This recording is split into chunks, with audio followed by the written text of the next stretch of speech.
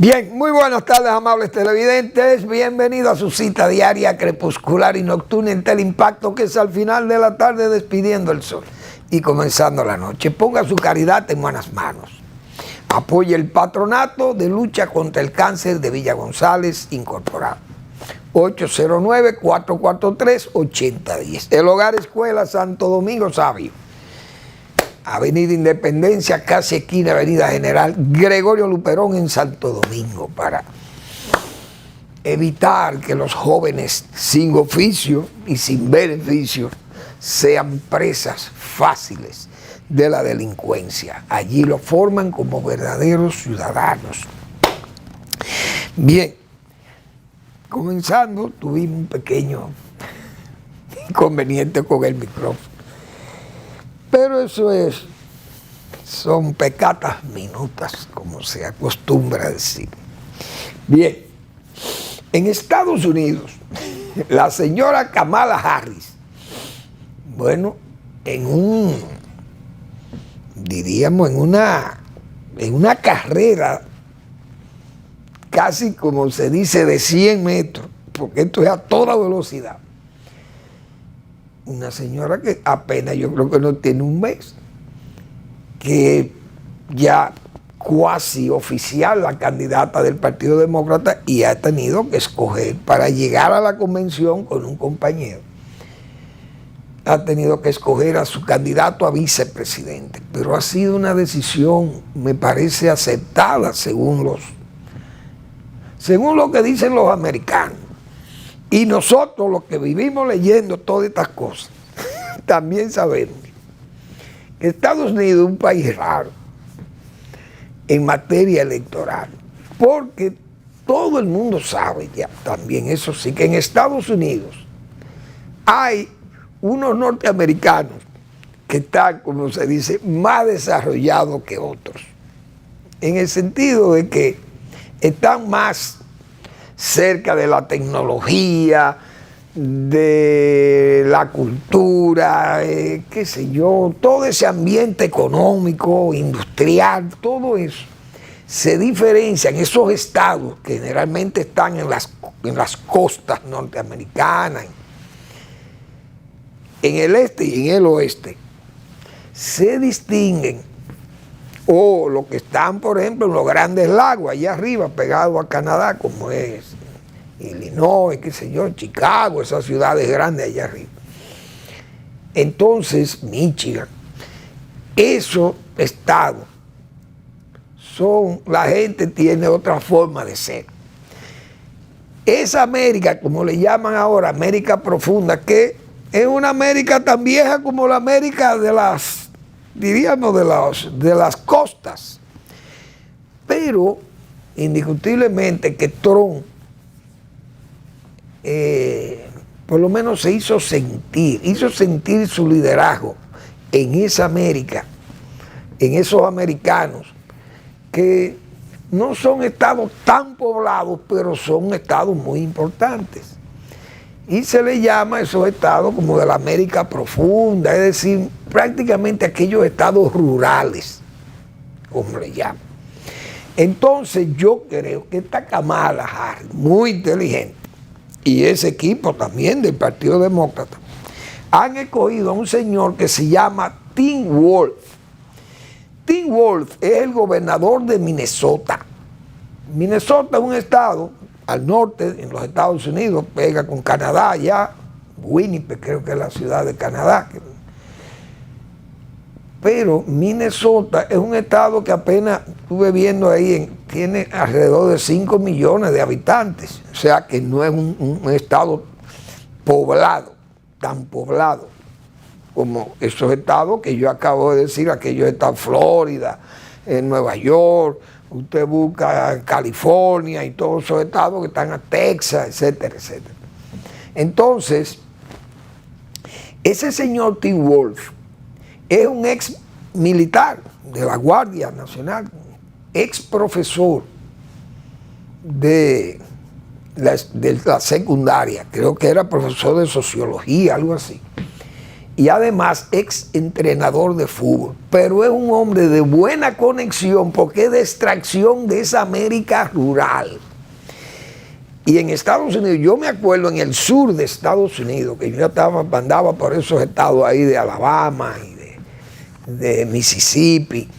Esos americanos por ahí son totalmente distintos. Esos americanos de Nueva York, usted no ve una gente con un saco por ahí, una corbata. Esos gringos lo que andan con unos sombreros grandísimos. Y los jeans y sus botas, y son áreas agrícolas. Esa zona de Mississippi y de Alabama, la parte más al norte de Alabama, Luisiana, esa Texas, la zona de Texas también, yo estuve por Galveston y esas zonas ahí que son portuarias. Pero eso es una América distinta. Y este Tim Walz parece que tiene esas conexiones o esa extracción rural. Y parece que han visto eso porque él es un hombre que le llega, parece, a esas poblaciones rurales, le sabe llegar con su discurso y todo. El hombre es ya maduro, yo creo que es un poco mayor que ella, que Kamala, pero es un tipo, un demócrata de mucho contacto, una sonrisa muy amplia también, tiene inquietudes sociales. No es un tipo cerrado de esto, fue miembro de la Asociación del Rifle y parece que es un excelente compañero. Él fue que puso la frase, es verdad que son gente rara o que son unos tipos raros. Él fue que puso esa frase refiriéndose a Trump y a J.D. Vance, el candidato a la vice de Trump.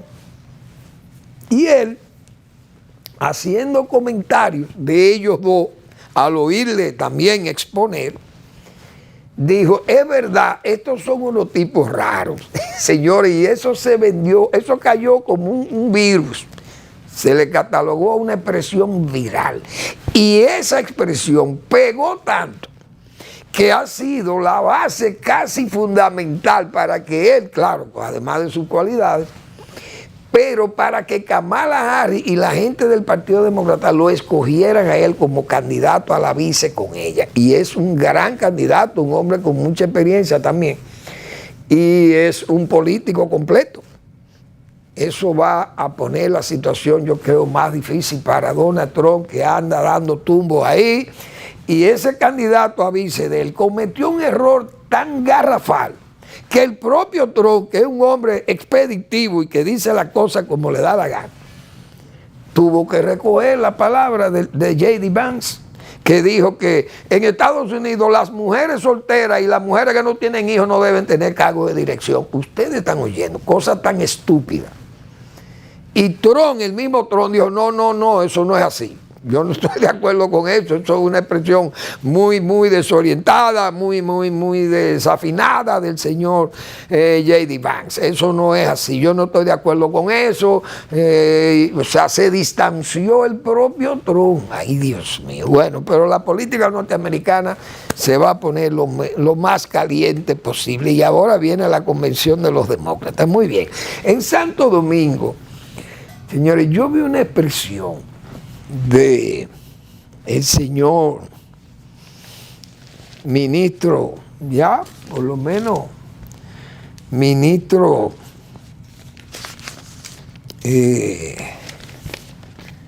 ¿cómo le dicen? Ministro, bueno, antes de ir a esa expresión del ministro de Medio Ambiente, pero también hay una situación importante que yo estuve viendo de esa selección del señor Walz, para cerrar ese capítulo de Norteamérica, y es que Minnesota, además, es un estado que está al lado de estados que son estados agrícolas. Por ejemplo, Dakota del Norte y Dakota del Sur le quedan al oeste al estado de Minnesota. Pero en esa Dakota, ahí se produce mucho. Yo me acuerdo, la producción de habichuelas negras y habichuelas pinto beans, esos pinto beans, es en Dakota que se producen, Dakota del Sur principalmente, que es un poco más tibia. Pero esos son estados, por ejemplo, Wisconsin es un estado muy importante según los analistas norteamericanos desde el punto de vista electoral, pero le queda también vecino al sur, creo que al este, al sur y al este, a Minnesota. En el sur está, ¿qué estado que ellos tienen en el sur, que tiene Minnesota en el sur? Bueno, Iowa es un estado agrícola también y pecuario, Iowa. ¿Cuál es más? Wisconsin, que está al oeste ahí, o al este, pero también están Nebraska e Illinois. Todos esos son estados agrícolas que tienen muchísima agricultura y son de la América profunda, como dicen, de esa América rural. Muy importante, fue una decisión muy inteligente. Pues bien, de lo que me quería referir del señor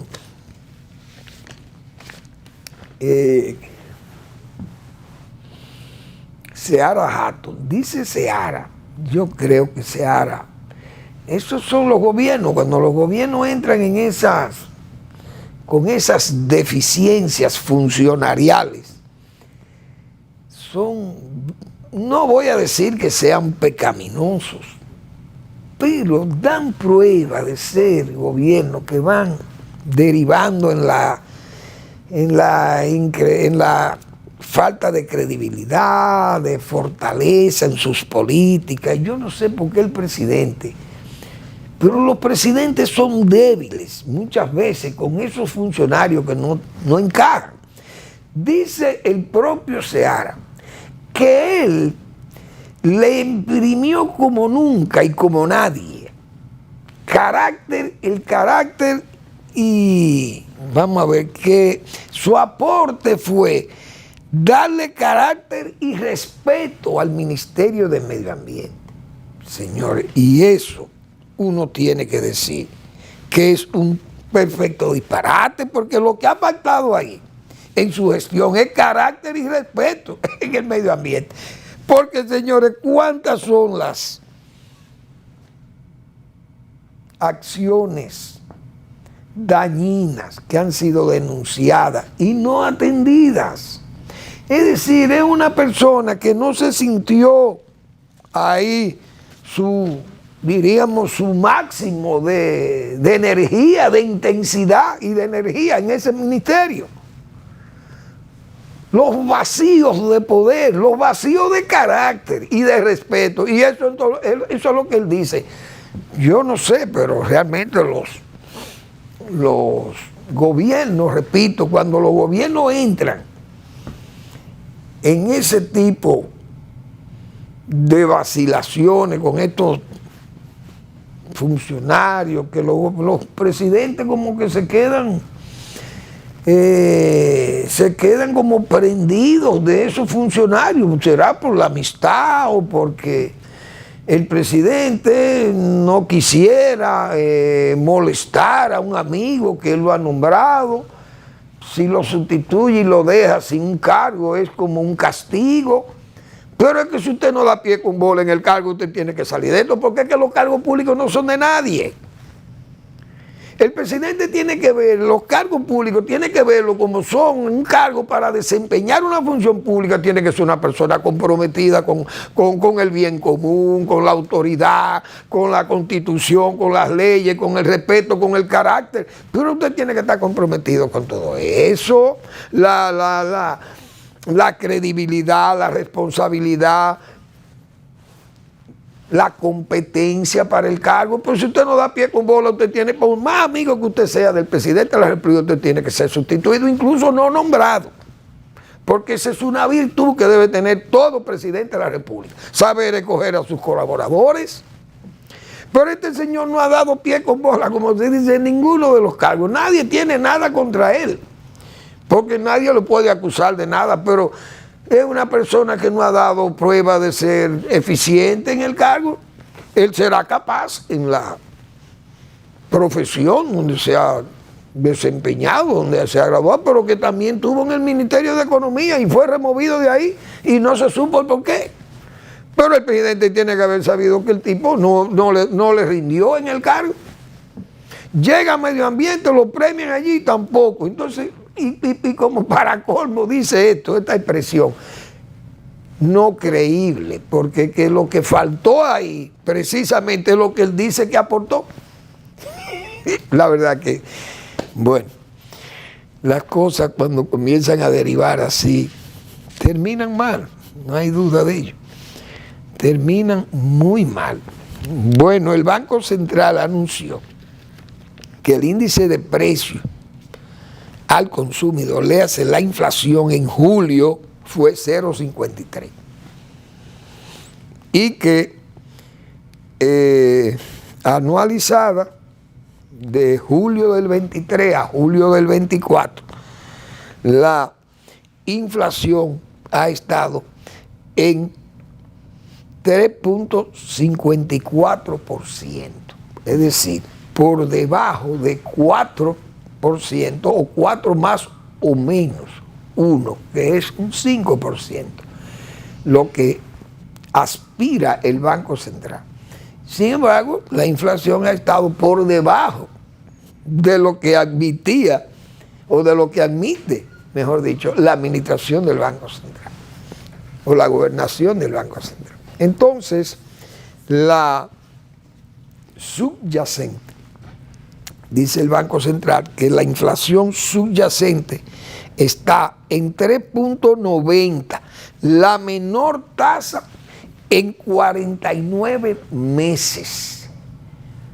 Verdadero logro para el Banco Central, que ha hecho una labor extraordinaria para manejar la inflación a los niveles que la tiene hoy, bajándola, señores. Eso estuvo en 9.64, recuerdo yo, y bajarla a donde está hoy, a 3.54, eso es una gesta, eso es una verdadera proeza económica, o de política monetaria, o de política macroeconómica en el Banco Central de la República Dominicana.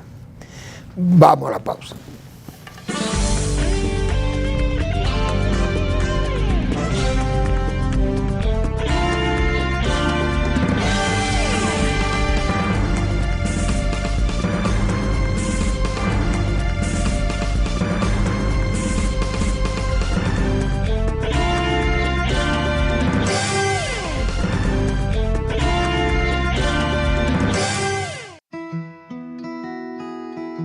Si de algo saben las abejas, es de flores.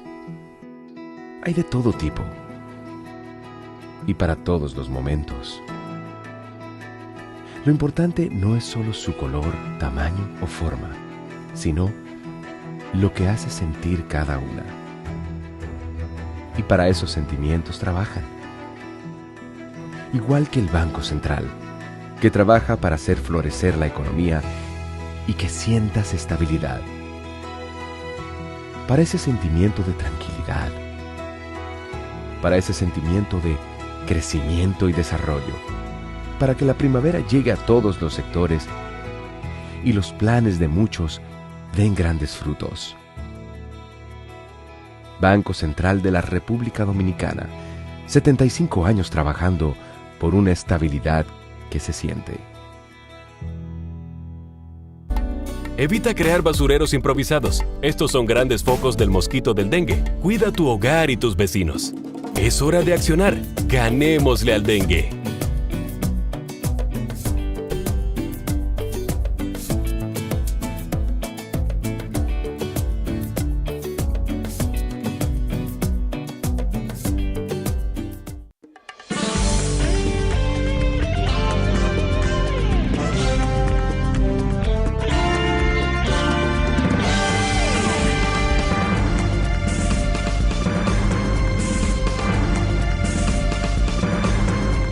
Bien, otra área del gobierno donde parece que el presidente está satisfecho con ese gran desempeño es en el agro.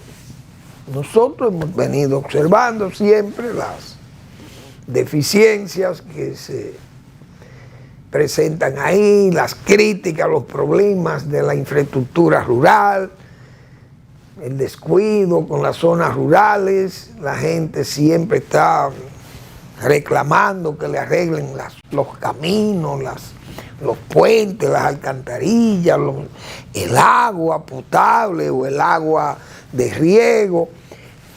La electrificación rural, sabe uno que eso siempre ha tenido sus dificultades, pero ha habido gobiernos que se han ocupado con más. No sé ahora, no oigo, eso fue borrada, esa unidad del esquema directivo del sistema eléctrico o de la administración eléctrica del gobierno.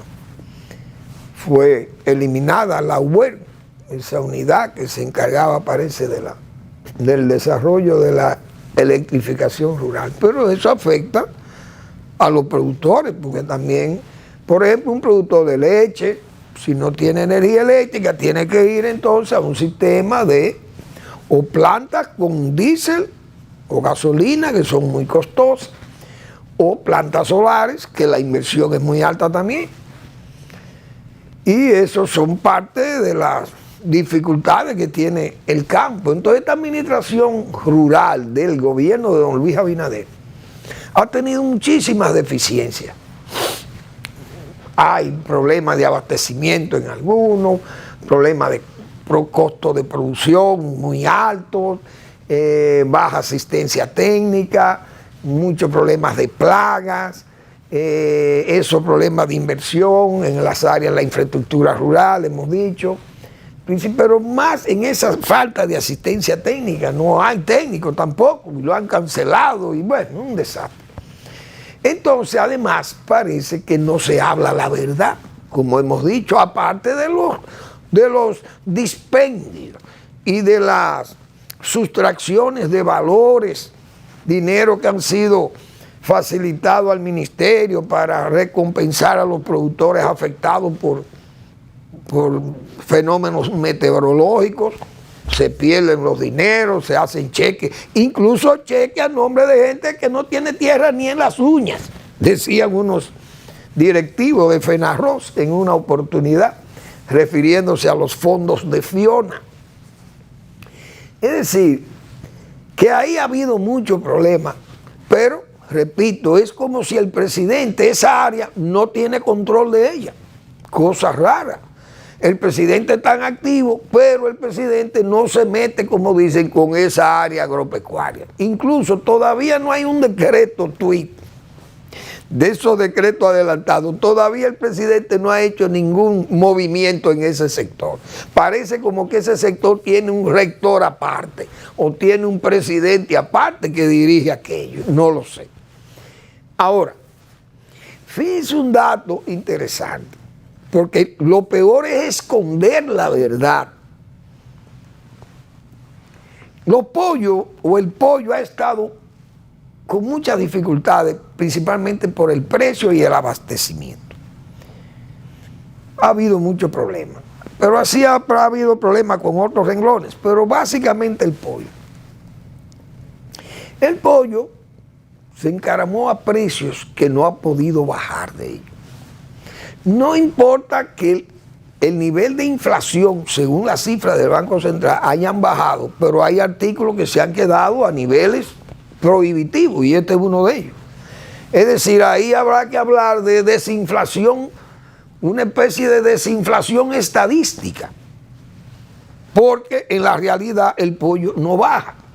Entonces, cuando no es Juan, es Juana, como se dice.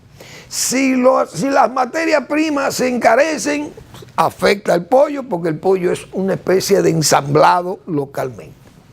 Si el transporte, los fletes se encarecen, también el pollo se encarece y se crean problemas. Sabemos que esos son factores exógenos, y es verdad.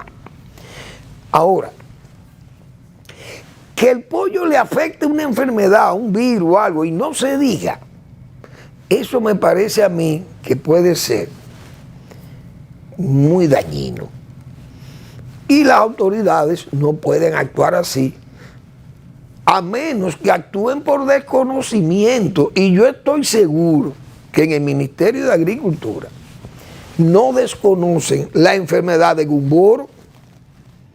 La enfermedad de Gumboro es una enfermedad infectocontagiosa que lo origina un virus. No recuerdo cuál es el orden de los virus, el Vietnam, no me acuerdo cómo es el origen. La familia o el género de ese virus, Vietnam, no me acuerdo. Pero ese es un virus que afecta a los pollos jóvenes, 2, 3 semanas. Y principalmente esos tejidos blancos, como se le llaman, esos tejidos como las bolsas de Fabricio, que le llaman a eso en los pollos, que son tejidos blandos, blancos.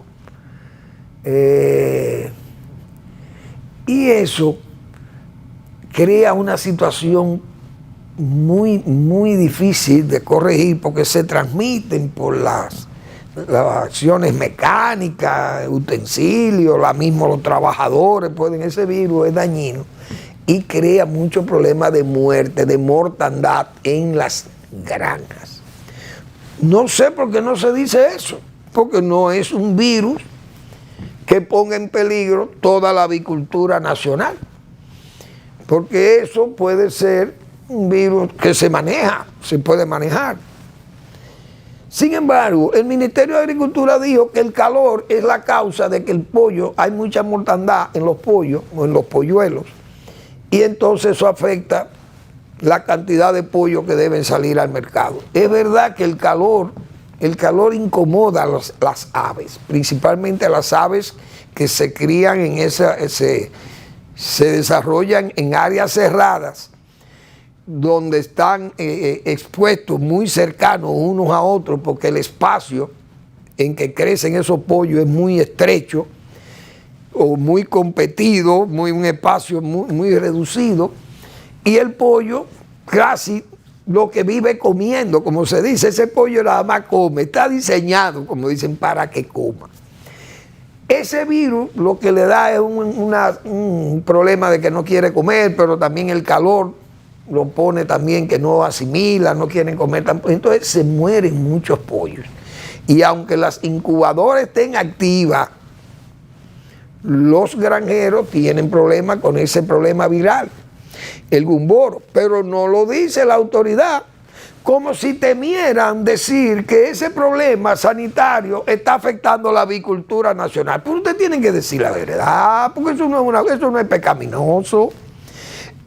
Ya solo falta que venga un organismo internacional o irse a alguno de esos organismos que asesoran y que diga que hay gumboro en las granjas dominicanas, pero eso no es una cosa pecaminosa.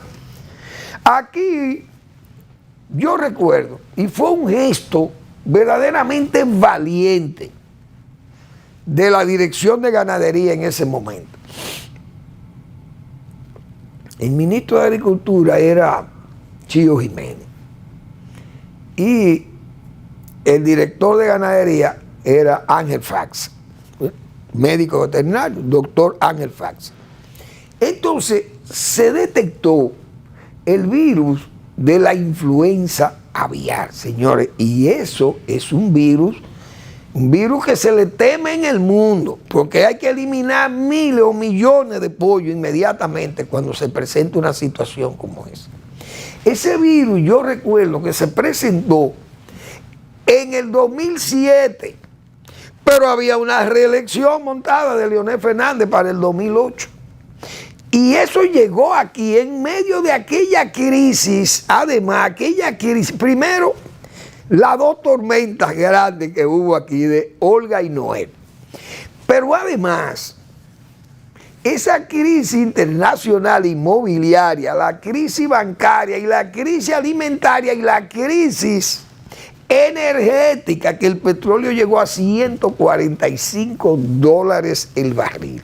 En medio de ese tremedal, de ese ciclón combinado, estaba la reelección de Leonel Fernández, señores. Y esa autoridad que fue Ángel Faxa, yo recuerdo, fue al Palacio Nacional esa noche cuando se detectó eso y se mataron unos gallos en Higüey. Y además, yo recuerdo que a un senador de la República, que en paz descanse, Noecito Sterling Vázquez, una persona buena, Noé. Noecito era senador por Barahona. Y él, gallero profesional, tenía una traba de gallos muy buenos, valiosos, gallos costosísimos. Y esos gallos le fueron eliminados al pobre Noecito Sterling, yo me acuerdo. Pero eso creó una situación que Noecito Sterling se rebeló contra el gobierno de Leonel Fernández, yo me acuerdo. Porque eso, el protocolo indica que eso hay que eliminar los focos inmediatamente y mandar una cuarentena fuerte. Y se mandó una cuarentena fuerte aquí y hubo que matar muchos miles de pollos en plena reelección de Leonel Fernández, señores, que hay que ver lo crítico que fue aquello. Hubo que recompensar, recuerdo, a los granjeros con más de 325 millones de pesos. Se compensaron a los granjeros, aparte de las tasas cero, las compensaciones que se le dieron para los alimentos, el problema de los combustibles y todo aquello para que la pecuaria permaneciera activa en medio de todos estos problemas gravísimos. Pero eso no se escondió. En plena campaña, eso se anunció desde el Palacio Nacional, porque la autoridad tiene que ser responsable. Y yo recuerdo ahora que cuando se habló de la crisis del pollo, el ministro dijo, bueno, en 15 días ya eso se resuelve, el asunto del calor. Pero resulta que hay ese virus, pero ese virus se oculta y no se dice. ¿Y por qué no se puede decir? Pero vamos bien, decía Cantinflas, vamos muy bien. Eso está bien. Bueno, en Venezuela, qué triste, Venezuela sigue una situación que lo único que yo aconsejo para Venezuela, como dominicano, que nosotros aquí, como decía Liborio, o por lo menos como retrató en un merengue de eso, de lo de Luis Terror Díaz, que en paz descanse, ese tremendo compositor folclórico dominicano que fue Luis Terror Díaz, excelente, prolífico. Y Luis Terror siempre dijo, en sus expresiones, y se hizo viral, como se dice ahora, de que Liborio no come pendejadas. Se decía así. Bueno, y lo decía Luis Díaz en su merengue, en su obra. Pero los dominicanos, en asuntos de dictadores y dictadorzuelos, nosotros no le andamos por los aleros a los dictadores. Aquí se le ha dado golpe de tiranicidio. El magnicidio es un método de lucha legal cuando usted está luchando, valga la redundancia, contra un dictador. No hay método ilegal de lucha. Por tanto, en Venezuela solo cabe el tiranicidio. Pero en Venezuela hay que matar 4 gente para que se arregle Venezuela. 4 personas. Desde luego, van a tener que morir mucha gente. Si quieren los venezolanos salir de ese problema que se llama el gobierno comunista de Maduro y sus secuaces, léase, esa cúpula militar comprometida con ese desorden y esa corrupción y ese crimen que hay en Venezuela. Porque son 25 años. 25 años usando el dinero y usando el abuso, el crimen, para sostener ese régimen, que aquí Trujillo, señores, en 30 años, además de que tuvo esa maquinaria criminosa, pero se fajó a trabajar y dejó el país con algo, dejó el Estado Dominicano rico. Rafael Trujillo se dedicó a trabajar en 30 años. Pero estos elementos se han dedicado a robar en los 25 años y a quebrar a Venezuela, que la han dejado en un país hoy que es un país que anda en la miseria prácticamente, para la riqueza que manejó y la riqueza que posee. Esa es la otra. Ese es un país minero, puede tener 1 millón de kilómetros cuadrados más. Esa Venezuela chavista y madurista o entregada a ese a esa izquierda corrompida, dañina e inepta de América Latina.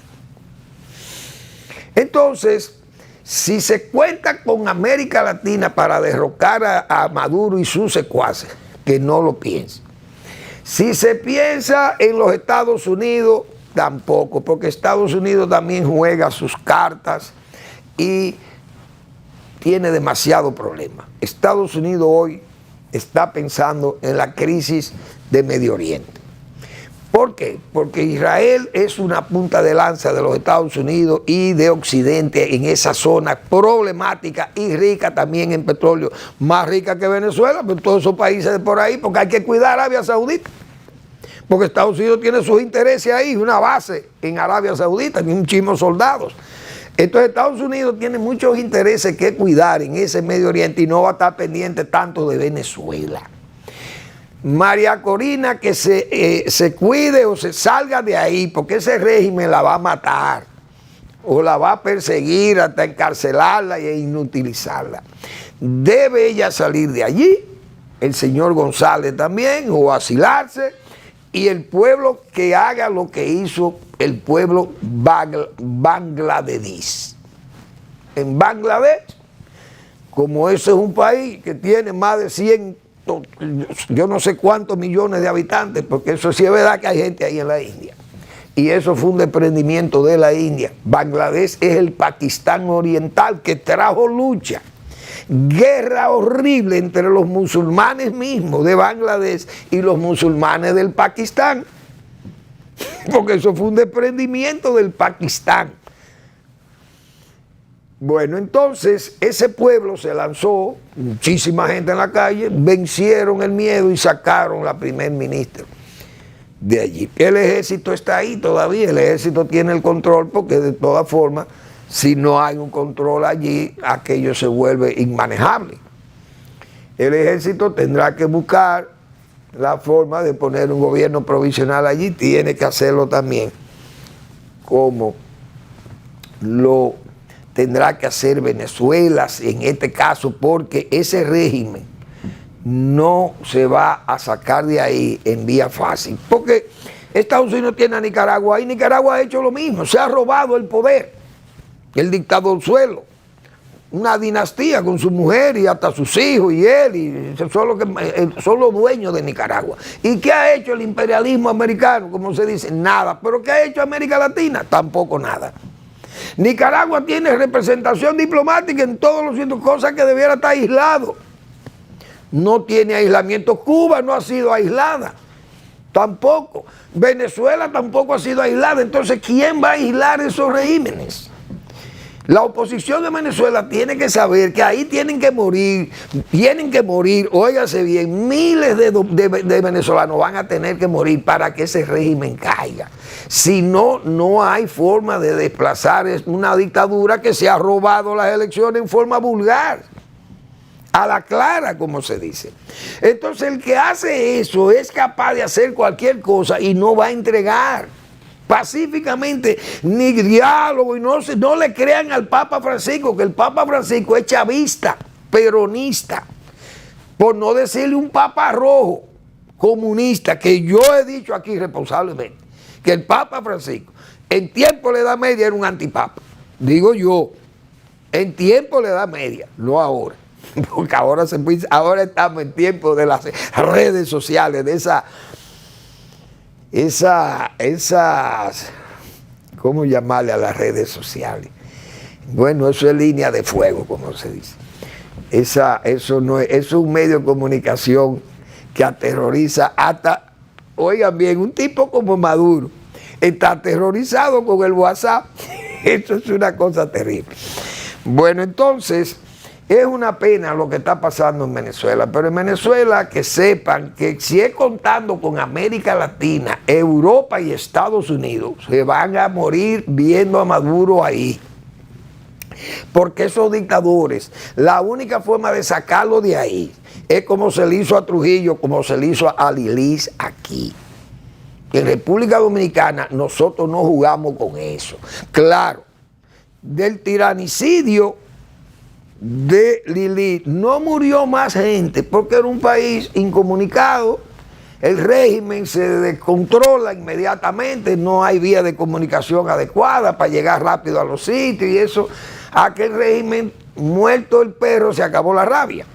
Con Trujillo tuvo que morir mucha gente aquí y muchas familias que fueron sacrificadas, familias que fueron maltratadas, torturadas hasta morir, y aquí hay vivencias todavía muy frescas, se puede decir así, del terror a que fue sometido aquí los familiares de los héroes del 30 de mayo, que hay que ver familias enteras que fueron asesinadas, torturadas en esos centros de la 40 y en el 9 y luego fusiladas en forma vil y cobarde. Bueno, el sufrimiento que tuvo que pagar las familias que se involucraron en el tiranicidio fue grave, muy duro, muy duro.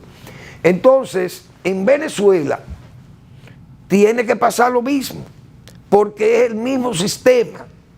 Usted no puede pensar que esa Fuerza Armada, a menos que haya un golpe cívico-militar, se va a salir de ese régimen. Porque en el régimen de Trujillo ¿por qué no había un golpe cívico-militar? Porque todo el control de esa maquinaria, 30 años tenía el control del ejército. Y aún así, fíjense que ya estaba involucrado un hombre de la intimísima confianza de Trujillo, porque estaba en la familia, el general Román. Pero no había la organización, parece, o no había lo suficiente contacto como para que se iniciara un movimiento revolucionario, y todo aquello terminó siendo un hundimiento de las familias que fueron afectadas entonces por participar sus miembros en la conspiración del magnicidio. Pero en Venezuela, que no cuenten con América Latina, que no cuenten con los Estados Unidos, que esa lucha tiene que ser el pueblo de Venezuela tirado en la calle reclamando y echando para adelante, y con el arma de los comunistas, léase la molotov en la mano contra esos malandrines que tienen el régimen motorizado, que viven aterrorizando a la población, que le tiren molotov, que esa lucha, repito, no se gana si no es exponiendo a la muerte a mucha gente, pero al final el dictador tiene que huir o morir, porque así es que mueren ahorcados o huyendo. Vamos a la pausa.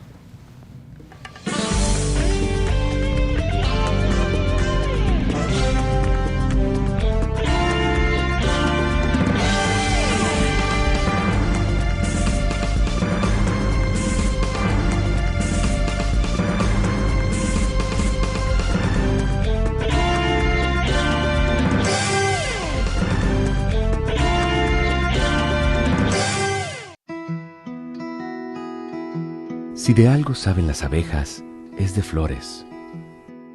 Hay de todo tipo y para todos los momentos.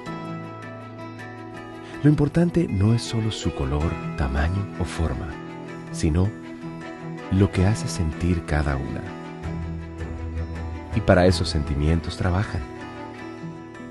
Igual que el Banco Central, que trabaja para hacer florecer la economía y que sientas estabilidad. Para ese sentimiento de tranquilidad, para ese sentimiento de crecimiento y desarrollo, para que la primavera llegue a todos los sectores y los planes de muchos den grandes frutos. Banco Central de la República Dominicana, 75 años trabajando por una estabilidad que se siente. En caso de que los síntomas de dengue empeoren con vómitos frecuentes, dolor abdominal, desmayo, mareo o mucho cansancio, acude de inmediato a tu centro de salud más cercano y toma las medidas de precaución necesarias para ti y tu familia. Es hora de accionar. Ganémosle al dengue.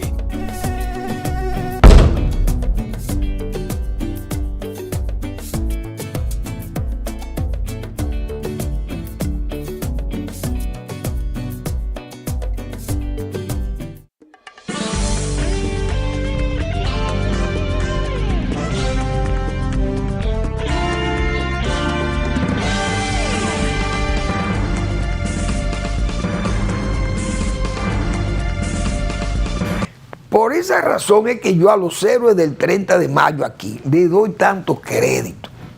Porque esa gente se comprometieron a matar a Trujillo. Bien, vamos a matar a Trujillo. Todo lo que estaba en esa conspiración. Gente muy decidida, muy valiente. Ahora, Estados Unidos se echó para atrás. Después que ya empujó el plan y mandó las armas y todo aquello, y miren, hay que matar a este hombre, hay que salir de...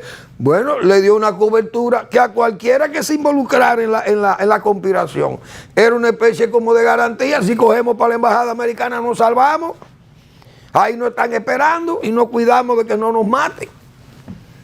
O por lo menos nos abren un pasadizo y podemos salir, aunque sea por Haití, qué sé yo. Bien. Pero aquella gente no vaciló. Estados Unidos sí vaciló, porque como le fue mal en Cuba con la Bahía de Cochinos, la invasión de Bahía de Cochinos, entonces echaron el plan para atrás aquí, temiendo a que aquí también se fracasara y fuera peor el remedio que la enfermedad. Entonces Estados Unidos vacila, pero los conspiradores, los que se metieron en la conspiración, ajusticiaron a Trujillo, nos echaron para atrás. No, a los americanos que se vayan, como dice el dominicano, se pueden ir por allá.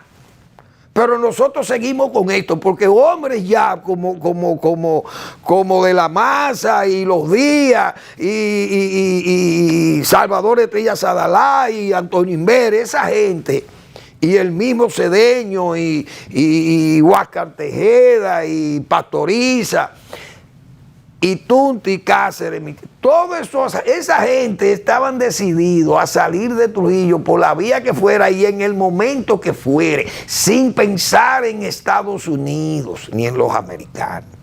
En Venezuela que vayan pensando en eso y que la gente sepa que a esos tiranos hay que sacarlos tendidos a plomo.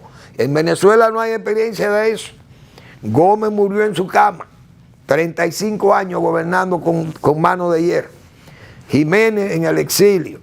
Todos esos dictadores se van y mueren tranquilos. El propio Chávez murió en su cama. Fidel Castro, 64 años, 65 años el rey, murió en su cama. Fue un éxito para él la revolución. Raúl Castro, ahí tiene casi 100 años, también tiene 90 y pico, está feliz.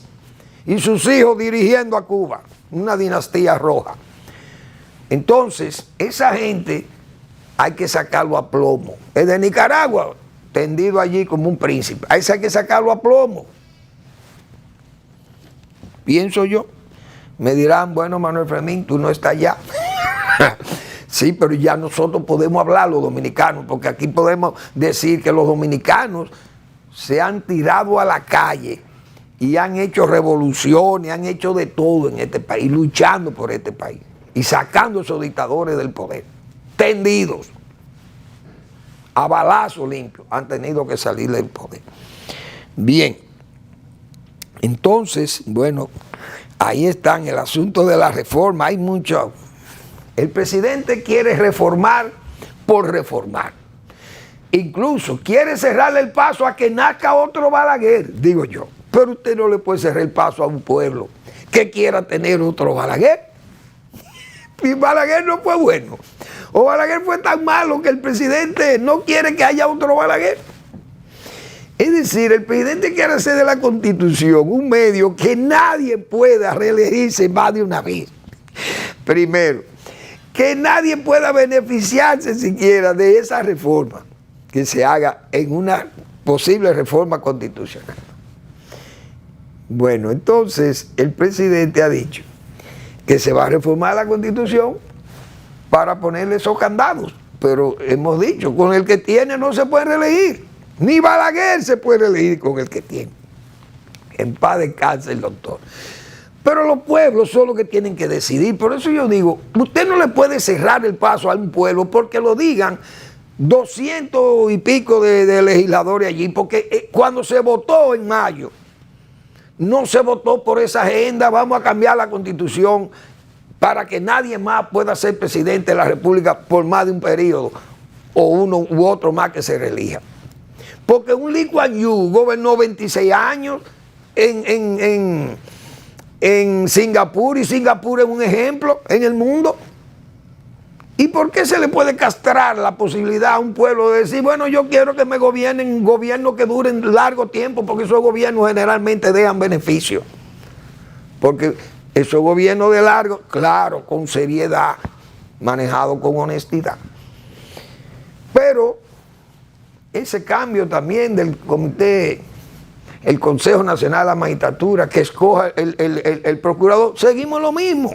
Son políticos que lo van a escoger también, y entonces lo va a proponer el presidente. De una terna, pero lo van a escoger los mismos políticos. Entonces, ¿dónde está la libertad? ¿Dónde está la independencia? Yo no sé, esa reforma como que andan ahí, el presidente las explicó, y yo creo que la única válida de toda esa reforma es, porque ni siquiera la unificación de las elecciones, porque ¿qué es lo que se va a ahorrar? Incluso los mismos diputados. Reducir los diputados por ahorro, pues eliminen el barrilito y todos esos privilegios y todos esos gastos innecesarios que tiene el gobierno, que ha hecho un estado mastodóntico, pensiones, regalando los bienes. Este estado, este gobierno no luce como un gobierno ahorrativo que busque ahorrarle recursos al estado y que vamos a eliminar las elecciones intermedias o las elecciones municipales porque crean gastos. Pero ¿y cuándo? ¿Y si tenemos un gobierno de derroche, manirroto? Lo primero que hay que hacer en este país, antes de toda esa reforma, es reformar a quienes dirigen el Estado Nacional, para que tengan que convertir, los estados tienen que ser musculosos, no elefantiásicos. Digo yo, Manuel Fermín. Gracias por su atención, nos vemos mañana en otra entrega de Al Final de la Tarde, despidiendo el sol y comenzando la noche.